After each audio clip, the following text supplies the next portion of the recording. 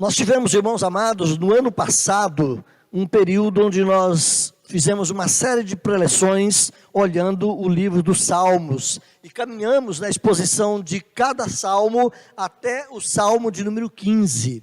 Eu quero retomar com a igreja aqui mais uma temporada de exposição no livro dos Salmos, olhando hoje, na continuidade então, o salmo de número 16.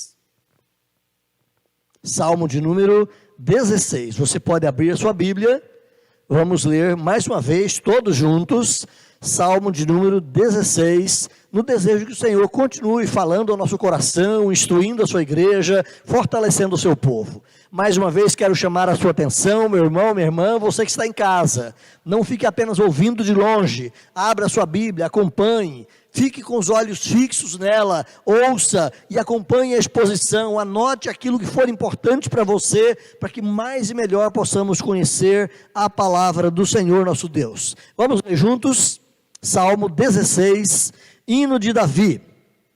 Guarda-me, ó Deus, porque em ti me refugio. Digo ao Senhor, tu és o meu Deus, outro bem não possuo, senão a ti somente. Quanto aos santos que há na terra, são eles os notáveis, dos quais tenho todo o meu prazer. Muitas são as penas dos que trocam o Senhor por outros deuses. Não oferecerei as suas libações de sangue, e os meus lábios não pronunciarão o seu nome. O Senhor é a porção da minha herança e o meu cálice. Tu és o arrimo da minha sorte. Caem-me as divisas em lugares amenos, é muito linda a minha herança. Bendigo o Senhor que me aconselha, pois até durante a noite o meu coração me ensina. O Senhor tem sempre a minha presença, estando Ele à minha direita, não serei abalado. Alegra-se, pois, o meu coração e o meu espírito exulta, até o meu corpo repousará seguro. Pois não deixarás a minha alma na morte, nem permitirá que o teu santo veja corrupção. Tu me farás ver os caminhos da vida, na tua presença a plenitude de alegria, e na tua destra delícias perpetuamente. Irmãos amados, no século XVI, Martinho Lutero, o grande reformador, ele afirmou que o livro dos Salmos não coloca diante de nós a palavra dos santos, mas também nos desvenda o seu coração e o tesouro íntimo de suas almas. Ou seja, a palavra de Deus, ela abre-se em revelações de segredos, em revelações de sentimentos, em revelações de convicções, de relacionamentos profundos, relacionamentos que nascem na nossa relação com o Senhor, mas relacionamentos que se estendem também na relação comunitária, na relação do povo de Deus. Ele também afirmou, é muito benéfico ter palavras prescritas pelo Espírito Santo, que homens piedosos podem usar em suas aflições. E certamente, em épocas difíceis da nossa vida, quem sabe os textos aos quais nós mais recorremos é o livro dos Salmos. Textos tão abençoadores, que fortalecem, que sustentam, que têm uma intimidade de relacionamento conosco, porque as experiências de lá, muitas vezes também são muito semelhantes às experiências de cá. As experiências dos salmistas há 2.000, há 3.000 anos atrás, são também as nossas experiências de hoje. O sentimento de fragilidade, de fraqueza, o sentimento de impotência, o reconhecimento da nossa pecaminosidade. Assim também, como Deus falou profundamente pelo Espírito, através dos salmos no passado, Ele também fala ao meu e ao seu coração.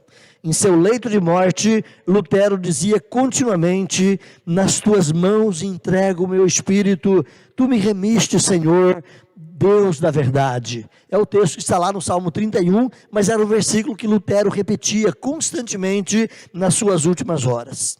João Calvino, o grande reformador daquela época também, ele comentou todo o livro de Salmos e ele escreve num dado momento, eu tenho por costume denominar este livro, o livro dos Salmos, e creio não de forma incorreta, de uma anatomia de todas as partes da alma, pois não há sequer uma emoção da qual alguém porventura tenha participado, que não esteja aqui representada como um espelho. Ou melhor, o Espírito Santo aqui extirpa da vida todas as tristezas, as dores, os temores, as dúvidas, as expectativas, as preocupações, as perplexidades, enfim, todas as emoções perturbadas com que a mente humana se agita. A genuína e fervorosa oração provém, antes de tudo, de um real senso da nossa necessidade e, em seguida, da fé nas promessas de Deus. É através de uma atenta leitura dessas composições inspiradas que os homens serão mais eficazmente despertados para a consciência de suas enfermidades e, ao mesmo tempo, instruídos a buscar o antídoto para a sua cura. Numa palavra, tudo quanto nos serve de encorajamento ao nos pôr-nos a buscar a Deus em oração, nos é ensinado aqui no livro dos Salmos. Esse reformador, esse homem piedoso do passado, é o homem que reconhecia também o valor tão profundo das poesias inspiradas pelo Espírito Santo lá no passado. Só lembrando, meus irmãos, algumas questões, talvez eu me demore um pouquinho nessa introdução, mas lembrando que o livro dos Salmos, ele é um livro composto.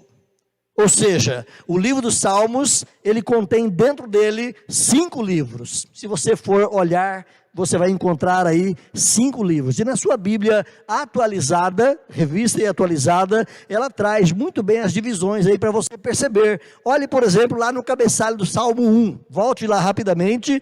No cabeçalho do Salmo 1, você tem lá escrito livro 1. Começa ali o livro 1 e vai até o Salmo de número 41. No Salmo 42 você vai ter lá em cima livro 2 e vai até o Salmo de número 72. No Salmo 73, livro 3 e vai até o Salmo de número 89. No Salmo 90, livro 4 e vai até o Salmo de número 106. Salmo 107 tem ali em cima livro 5º ou livro 5 e vai então até o final, Salmo 150. Os títulos, meus irmãos, originais aqui do livro dos Salmos são os que reproduzem em letra miúda, em itálico. Então, na sua Bíblia, revista e atualizada, você tem aí em itálico, em cima de alguns salmos, escrito, e esse é o título original. Nós entendemos e cremos que esse título original faz parte da inspiração de Deus lá para o autor sagrado. O que você tem em negrito é o título que cada editora pôs aí. Então a sua Bíblia atualizada pode ter um título em negrito, a NVI pode ter um outro título, a Corrigida um outro título, a Genebra um outro título e daí por diante. Cada Bíblia pode ter um título diferente para os Salmos, porque são os títulos das editoras. Mas o título que faz parte da inspiração bíblica é esse título que você tem, por exemplo, em letra itálica, mais fininha, aí sobre o Salmo. No caso, Salmo 16, Hino de Davi. Você vai encontrar outros 5 salmos no conjunto dos salmos que também têm esse mesmo título, Hino de Davi. Voltando um pouquinho mais então, você vai ter 73 salmos que compõem quase a metade do saltério, quase a metade de todo o livro dos Salmos, eles pertencem a Davi. E tem lá no hebraico a anotação Le David, ou seja, de Davi, ou pertence a Davi. Você vai ter 12 salmos que são atribuídos à família levítica dos coreitas, descendentes do líder rebelde com esse nome, Coré, cujos filhos foram poupados lá na revolta de Coré, Datã e Abirão, lá no deserto. Os filhos foram poupados, mas o pai morreu naquela conspiração. Mas os filhos continuam na existência do povo de Israel e são levitas. E eles são pessoas dedicadas ao cultuar do Senhor. Então você tem 12 salmos que são dessa família coreíta. Você vai ter outros 12 salmos que são da autoria de Asaf, também um sacerdote dedicado, comprometido com o Senhor.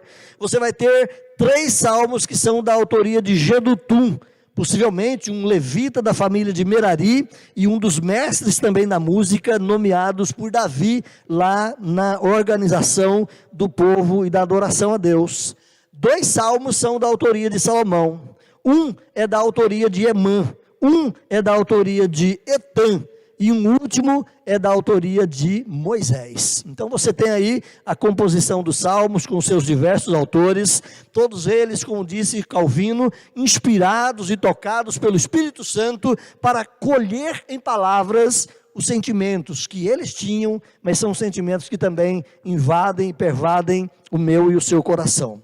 Esse Salmo 16, ele é denominado no seu cabeçalho de um Mictã de Davi. Lá no original, a palavra Mictã, sendo este aqui um título até em certo momento enigmático. Os próprios exegetas e estudiosos do texto bíblico têm algumas dificuldades em compreender o que é esse Mictã ou Mictão, de acordo com alguns escritores.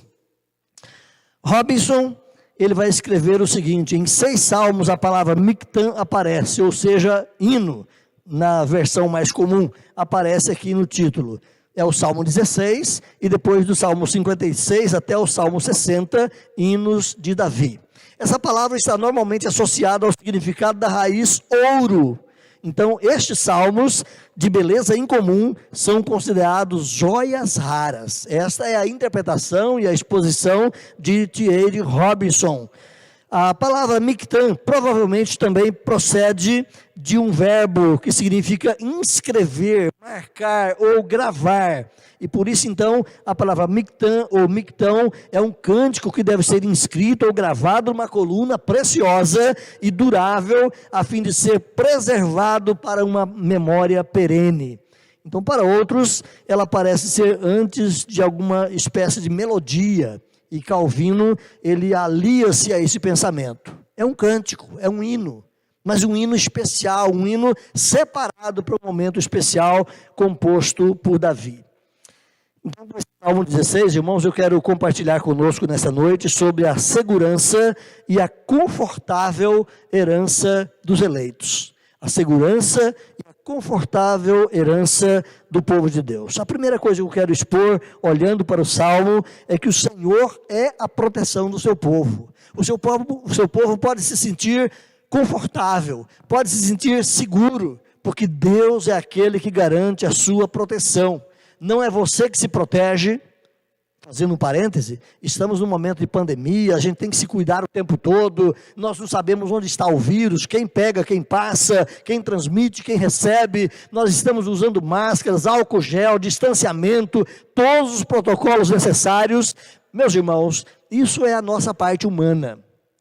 Mas como diz o texto de Salomão, se o Senhor não guardar a cidade, em vão vigia a sentinela. Parafraseando a palavra de Salomão para a nossa realidade hoje, se o Senhor não guardar a sua vida, é inútil você usar máscara, é inútil você ter distanciamento, é inútil você ter todos os cuidados protocolares exigidos pela área de segurança ou de saúde. É claro que com isso eu não posso tentar a Deus, já que é Deus que cuida de mim, eu então não vou usar mais nada, Ele que cuide de mim. Não, isso é tentar a Deus, é provocá-lo, porque o próprio Deus foi quem deu para o homem a sabedoria, o conhecimento, o discernimento, para que nós saibamos o que fazer nessas horas.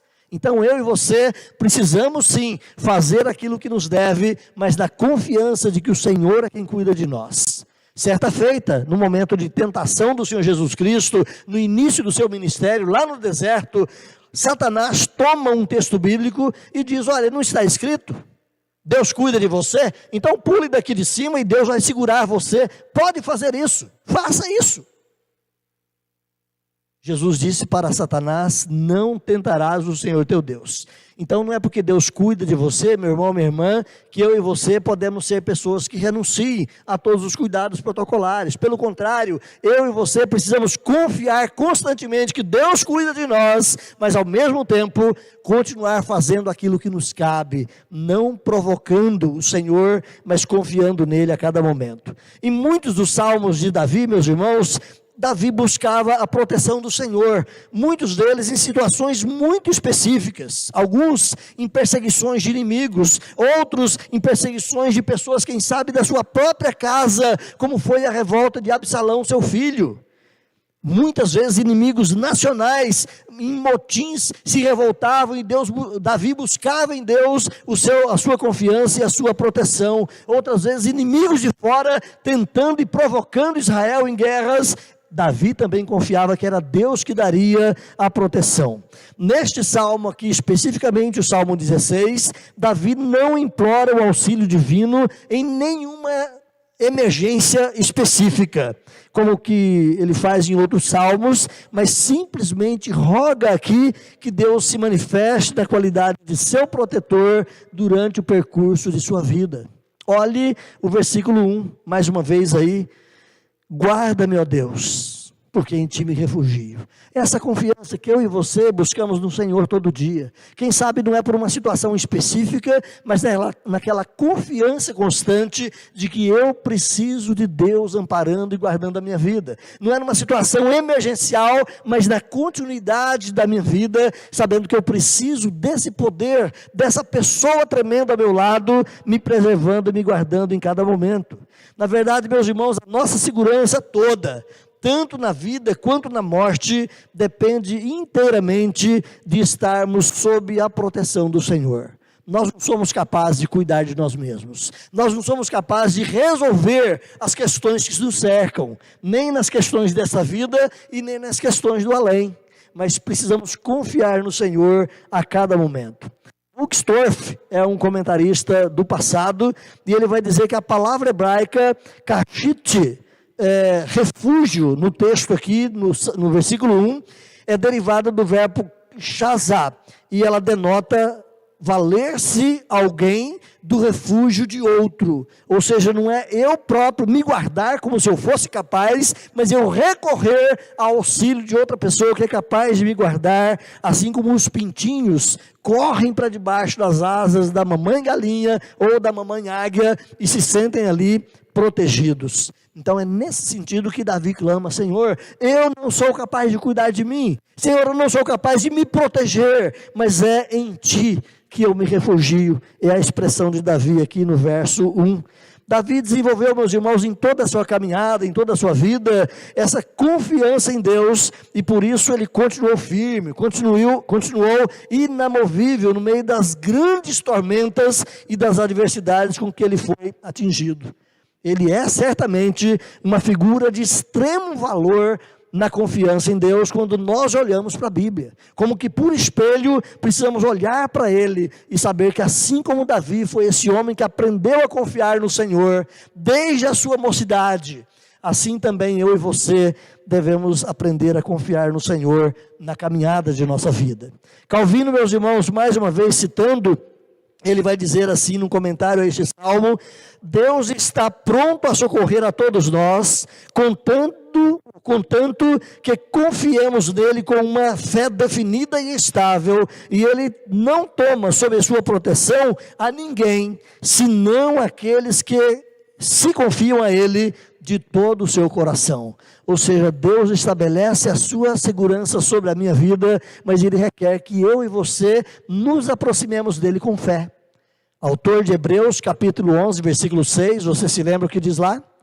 Sem fé é impossível nós de fato nos aproximar de Deus, porque eu preciso crer que ele é aquele que cuida de mim. Eu preciso ter fé.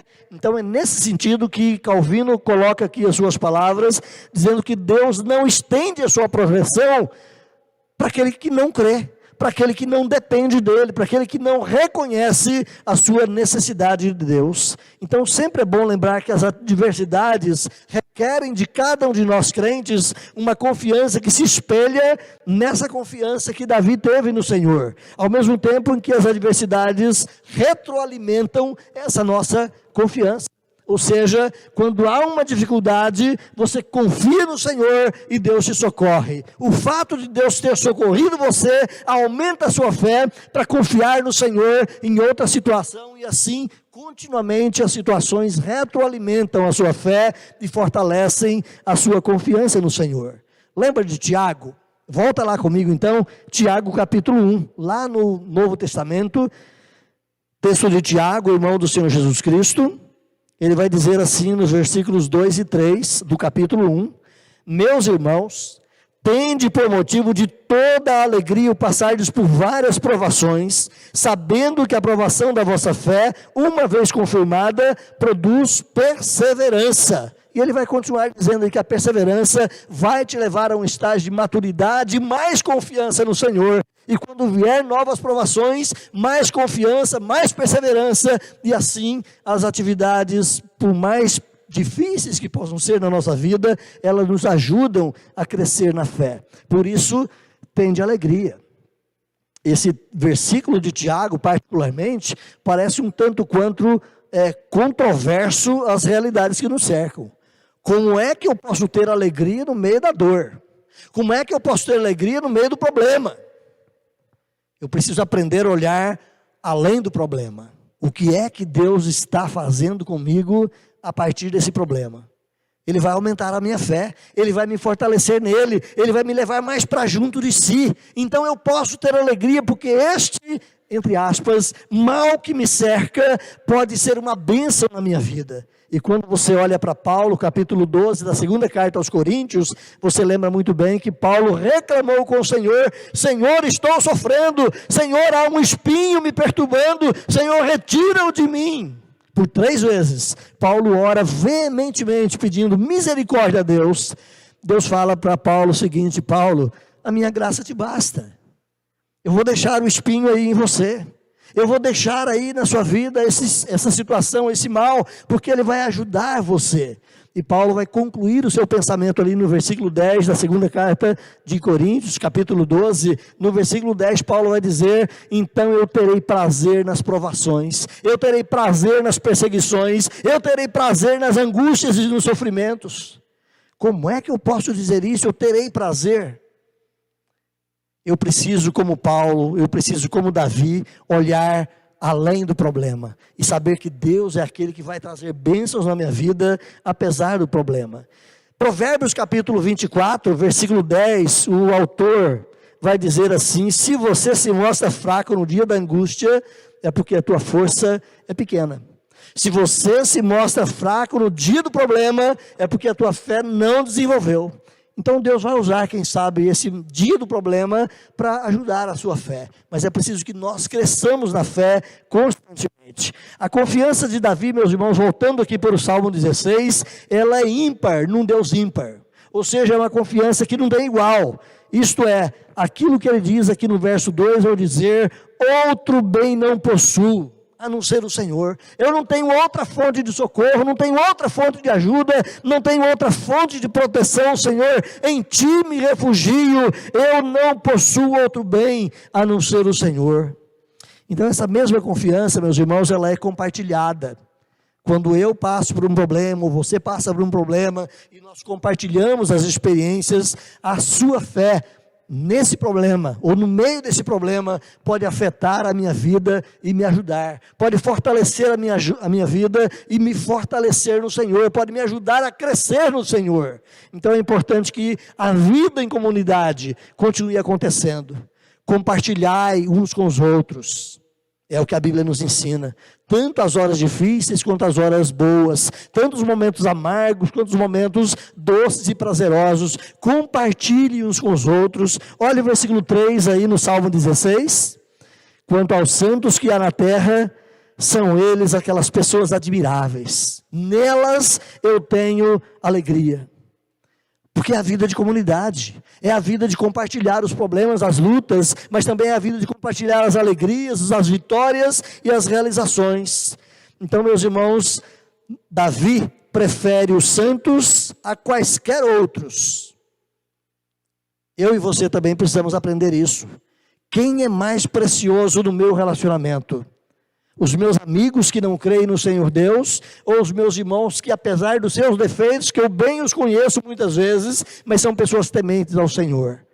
Quanto aos santos que há na terra, eles são os notáveis, em quem eu tenho a minha alegria. O meu compartilhar, o meu viver está ligado a esses santos. Então, meus irmãos, no primeiro momento aqui, percebo Davi falando de segurança, de uma segurança que ele aprendeu a ter no Senhor, confiando no Senhor e sabendo que não era Ele o autor da sua proteção, mas o Deus Todo-Poderoso. É em Ti que me refugio. É em ti que eu tenho todo o bem, e não tenho outro que possa me dar socorro como o Senhor. Mas também compartilho dessa alegria, dessa bênção e dessas vitórias com os meus irmãos. Eles fazem parte dessa minha confiança. A segunda questão que eu levanto aqui, meus irmãos, é que além de Deus ser o protetor ou a proteção dos eleitos, Deus também é a porção dos eleitos. Deus também é a porção dos crentes. Davi contrasta aqui a sua confiança, compartilhada pelos outros santos, com a nulidade da idolatria. Então você olha do versículo 4 em diante, e ele vai falar de pessoas que são idólatras, e que ele não compartilha a vida com esses tais. Ou de pessoas que vivem num paganismo, que descartam uma fé confiante no Senhor. Olha o versículo 4, quando Davi diz: muitas serão as penas dos que trocam o Senhor por outros deuses. Ou seja, eles vão viver em angústias, em insegurança, em amarguras, em aflições. Eles não têm a quem recorrer. E é nesse tom que Paulo vai dizer aos Efésios: vivendo sem esperança e sem Deus no mundo. Meus irmãos, nós estamos mais uma vez voltando aqui para a nossa situação que cerca o nosso mundo todo. Estamos vivendo momentos de muita dor, de muita tristeza. Muitas são as famílias que têm perdido os seus entes queridos no meio dessa tragédia, dessa pandemia que nos cerca, que nos assola. Mas certamente cada família de um crente, de um eleito que perece, que morre e que vai para a eternidade, essas famílias são assistidas pela palavra de Deus, essas famílias são fortalecidas pelo Espírito Santo, são abençoadas na convivência, da comunhão uns com os outros e são consoladas. São pessoas que não entram no desespero por perderem seus queridos. Mas certamente, meus irmãos, há muitas pessoas desoladas desse mundo, porque perderam os seus queridos e não têm esperança por vir. Não têm esperança numa vida eterna, não têm esperança de saber que realmente, convictamente, encontrarão os seus amados em um tempo à frente. Vivem num desespero, sem esperança e sem Deus no mundo, mas o Senhor é a porção da vida do seu povo. Diz o salmista aqui: muitas são as penas daqueles que trocam o Senhor por outros deuses, eu não participarei com eles. Versículo 4, a parte B, Davi diz: não oferecerei as suas libações de sangue. Aí você entende esse texto e pergunta: mas como não? Davi não fazia sacrifícios de sangue? Davi não fazia também as oblações com os holocaustos de carneiros e bois e outros animais ali para oferta ao Senhor? Como é que ele não participa de sacrifícios de sangue?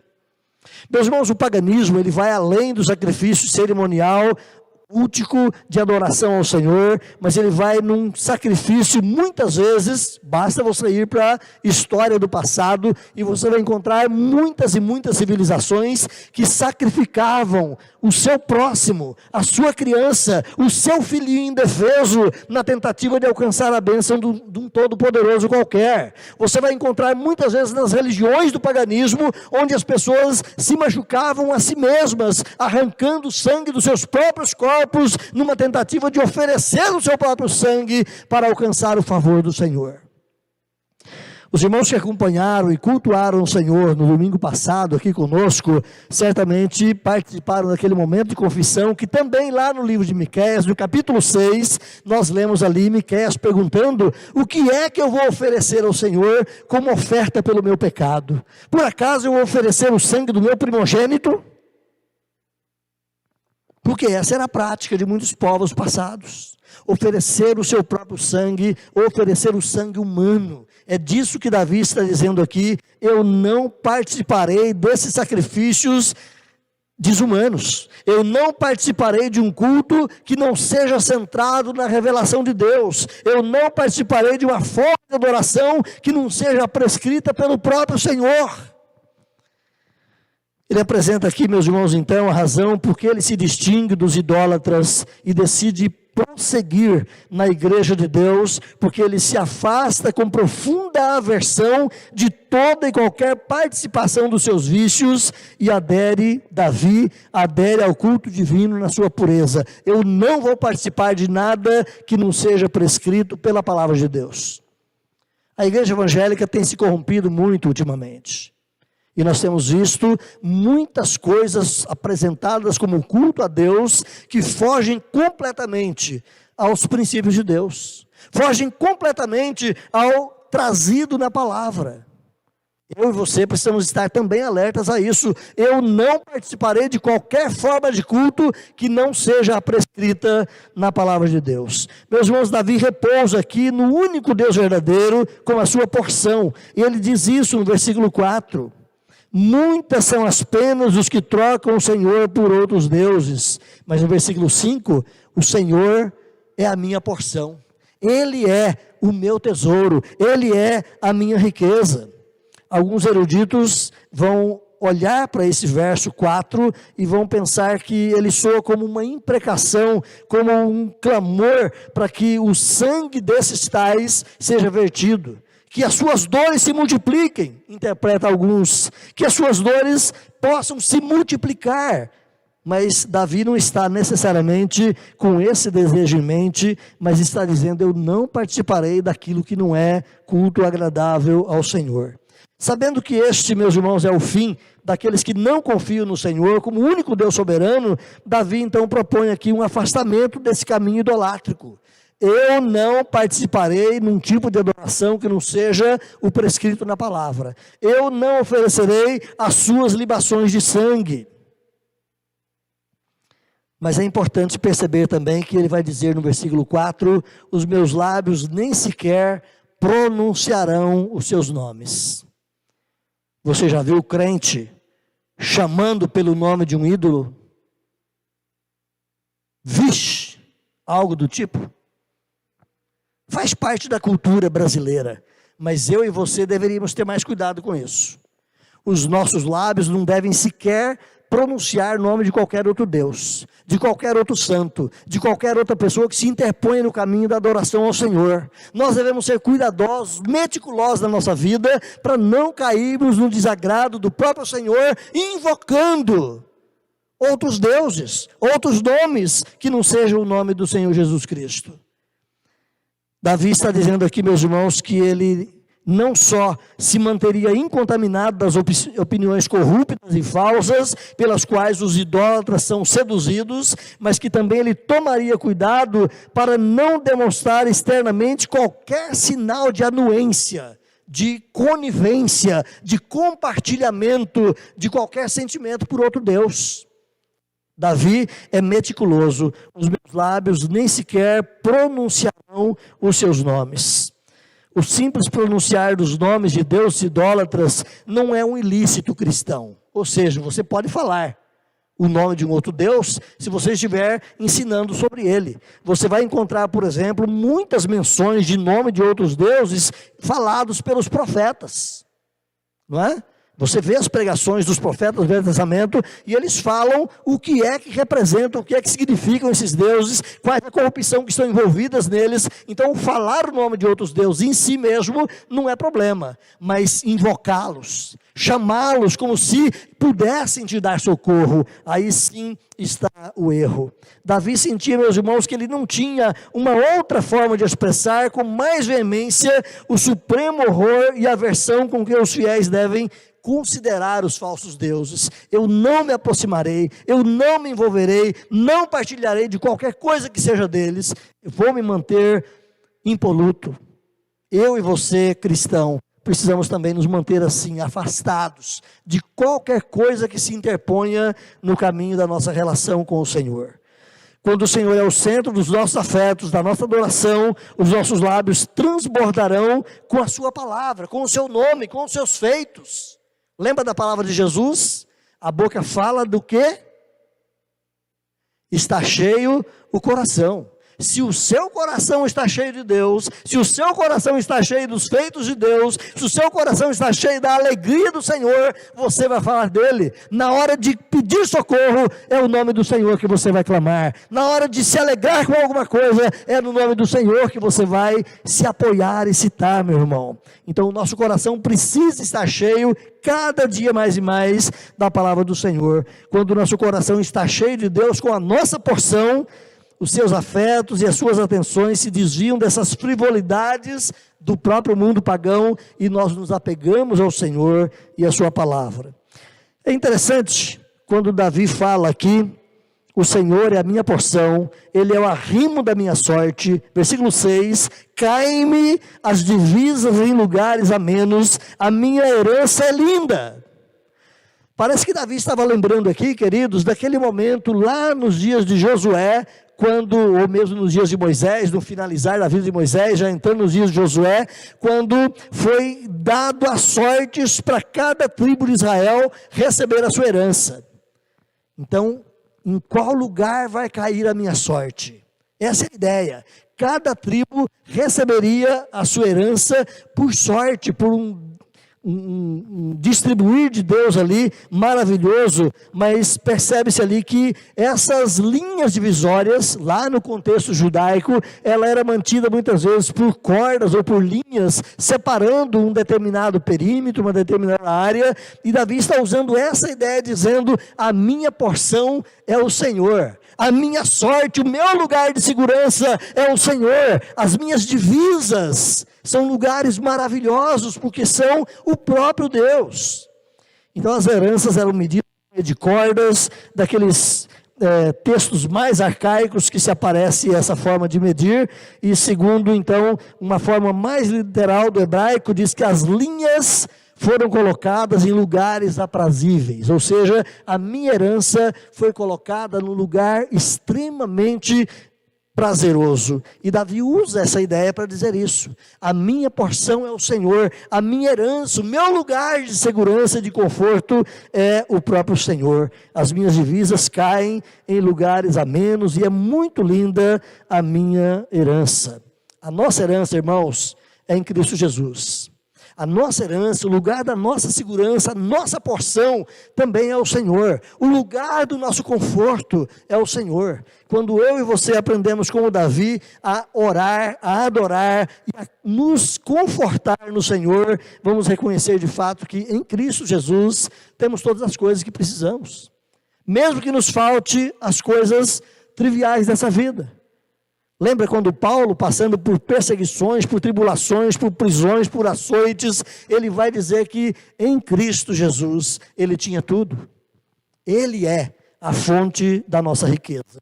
Terceira e última parte da exposição que eu proponho para os irmãos aqui, queridos, é que o Senhor, além de ser a proteção dos eleitos, o Senhor, além de ser a porção dos eleitos, Davi nos ensina aqui também que o Senhor é a salvação dos seus eleitos. O salmista passa a falar aqui de uma ação de Deus em seu interior, que o leva a essa apropriação da verdadeira vida. Olha o versículo 7. Bendigo o Senhor que me aconselha, pois até durante a noite o meu coração me ensina. Ou seja, é lá no recôndito da minha alma que o Senhor trabalha, é lá no mais interior do meu coração que Deus me aconselha, que Deus pelo seu Espírito Santo, que Deus pela sua palavra fala comigo, é lá dentro de mim. O Espírito Santo, meus irmãos, busca cada um dos eleitos de Deus e os toca com a sua graça mediante a sua palavra. À noite o meu coração me aconselha. A palavra aqui no original, na verdade, ela diz respeito às entranhas do nosso ser. Quando você está extremamente assustado, extremamente emocionado, o seu coração acelera, mas o estômago embrulha, você sente sensações interessantes e diferentes, muitas vezes em todo o seu interior. E é disso que o salmista está dizendo, lá dentro de mim, o Senhor está agindo, lá no meu interior, o Senhor está trazendo conselhos à minha alma. Calvino, comentando essa parte, ele vai dizer que o conselho do qual Davi faz menção é aquela iluminação interior que o Espírito Santo traz ao crente, pela qual nós somos impelidos a rejeitar a salvação, a salvação a qual ele nos chama, o que de outra forma certamente não faríamos, considerando a cegueira da nossa carne. Ou seja, é aquela ação de Deus em tocar lá no interior do meu coração, impelindo o meu espírito a abraçar a salvação que Deus me oferece.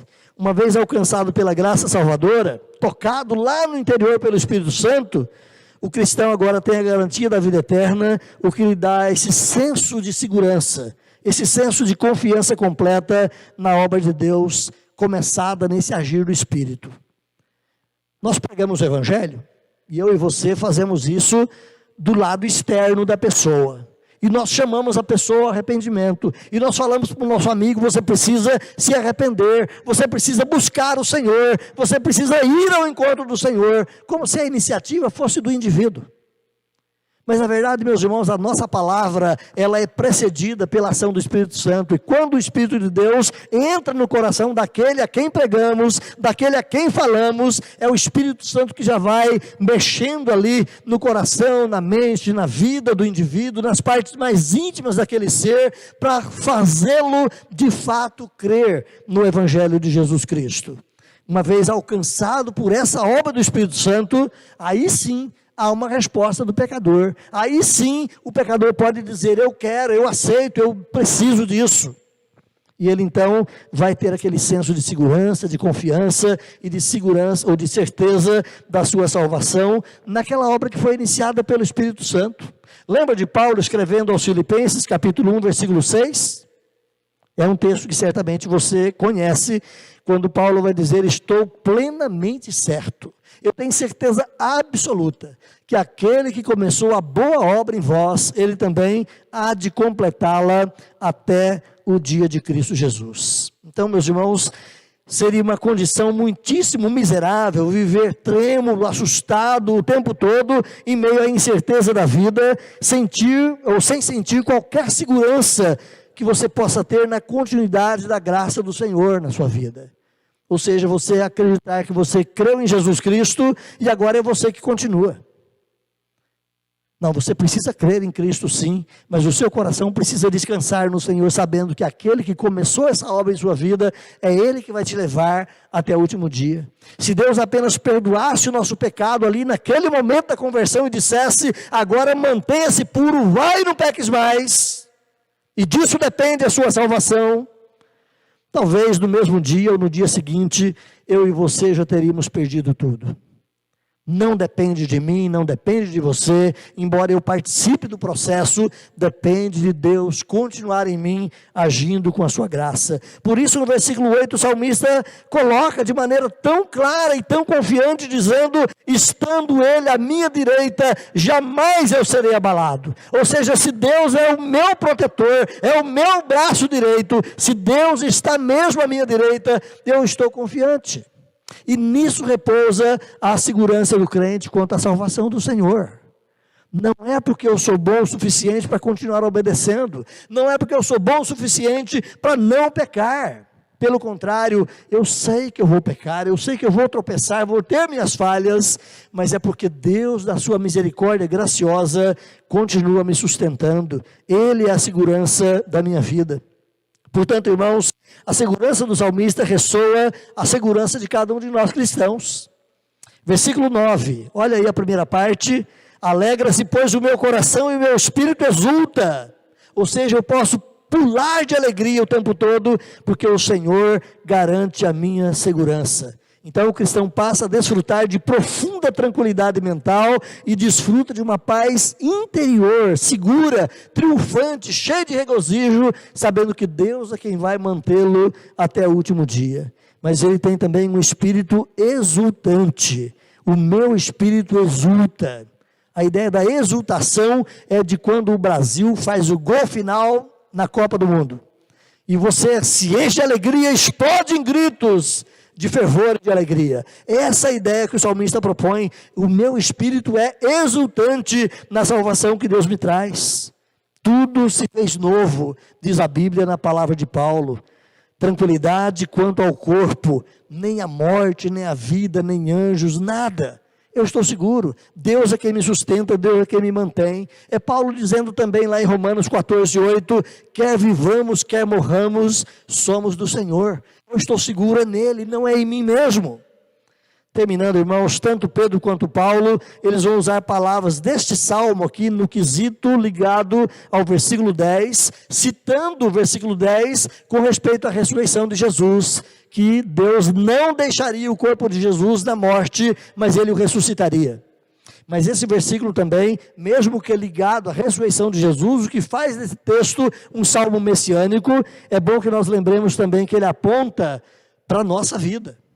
Deus não vai deixar a sua vida na morte. Lembra da palavra de Jó, no capítulo 19? Mesmo que esse meu corpo apodreça e se corrompa, eu sei que o meu Redentor vive, e um dia ele há de me levantar dessa terra. É a palavra de Jó, na certeza de que Deus é aquele que cuida também, não só da salvação da nossa alma, mas também da salvação do nosso corpo, porque nós somos pessoas completas, corpo e espírito, corpo e alma, para viver eternamente com o Senhor, na confiança e na proteção de Deus, em vista da inoportuna ameaça da morte e na perspectiva de uma ressurreição, como foi a ressurreição de Cristo. O salmista pode dizer então: a minha alma repousará tranquila, segura, o meu ser está seguro no Senhor. A nossa confissão de fé, meus irmãos, do capítulo 18, primeiro parágrafo, ela diz assim: ainda que os hipócritas e os outros não regenerados possam se iludir vãmente com falsas esperanças e carnal presunção de se acharem no favor de Deus, e estando em estado de salvação, esperança essa que perecerá, contudo os que verdadeiramente creem no Senhor Jesus e o amam com sinceridade, procurando andar diante dele em toda boa consciência, podem nesta vida certificar-se de que se acham de fato em estado de graça e podem regozijar-se da esperança da glória de Deus, nessa esperança que nunca os envergonhará. Ou seja, mesmo que alguns não crentes falam: eu estou seguro, eu tenho vida com Deus, mas você sabe que a vida dele não valida isso, você sabe que a vida dele não demonstra de fato que ele tem vida com Deus, mesmo que ele esteja iludido quanto a isto. O cristão piedoso que anda com o Senhor pode se servir dessa confiança. E é por isso que o salmista vai terminar dizendo: ele me fará ver os caminhos da vida, na tua presença existe plenitude de alegria e delícias perpetuamente. É Paulo dizendo de novo: nem olhos viram, nem ouvidos ouviram, nada entrou no coração humano com tamanha complexidade e grandeza, de modo que ele possa entender o que tem lá. Mas ele sabe que algo maravilhoso o espera. Ele pode ter essa segurança: ele me fará ver os caminhos da vida. Eu viverei uma espécie de vida muito além dessa que eu tenho aqui, e Deus me conduzirá nessa segurança. Deus é a proteção do seu povo. Deus é a porção e a riqueza, a herança do seu povo. E Deus é a salvação do seu povo. A singeleza e a doçura desse salmo, meus irmãos, precisa encher o meu coração e precisa encher também o seu coração. Deus, como seu protetor, tem sido reconhecido em amável gratidão, em comunhão preciosa e deleitosa em adoração na sua vida. Você tem todo dia dito isso para o Senhor: Senhor, te louvo, te bendigo, porque não há outro bem que eu possua.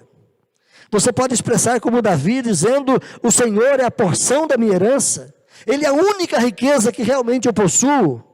Ou você está correndo atrás de riquezas voláteis e perecíveis dessa vida? Ou quem sabe você poderia dizer como Asaf lá no Salmo 73, quem mais eu tenho no céu?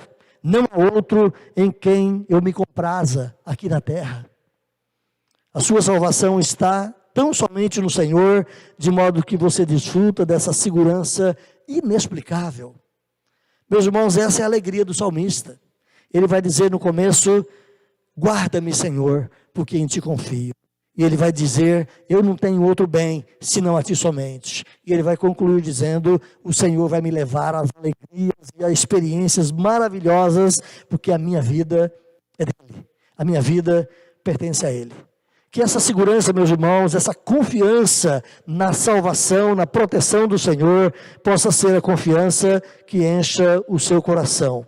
A segurança confortável e a herança perene da nossa vida não é o que você tem, não é o que você terá, mas é o próprio Senhor sendo o Senhor e Salvador da sua vida. Deus te abençoe, Deus te fortaleça,